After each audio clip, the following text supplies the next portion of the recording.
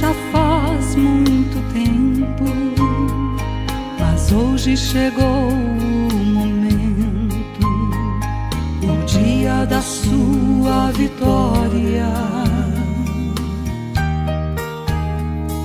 O seu choro não foi em vão, mas filho, a sua oração chegou ao meu trono de glória. Chorava com o rosto no pó, no vale pensava estar só, mas lá eu estava contigo. Eu fui seu alento na dor, no frio eu fui seu calor.